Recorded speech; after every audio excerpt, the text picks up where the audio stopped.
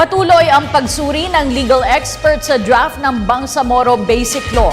Gayunman tiniyak ni Presidential Communications Secretary Sunny Coloma na naaayon sa konstitusyon ng itinatadhana ng Basic Law.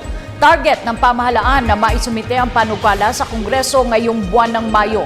Nauna nang sinabi ng palasyo na sesertipikahan bilang urgent ng Pangulo ang BBL. Basic Law prepared by the Bangsamoro Transition Committee is currently being reviewed by the legal team of the Office of the President and by the Office of the Chief Presidential Legal Counsel to determine propriety for inclusion in the legislative agenda of the President. This review ensures meticulous and circumspect evaluation that each provision of the proposed Bangsamoro Basic Law conforms to the Constitution and the signed agreements.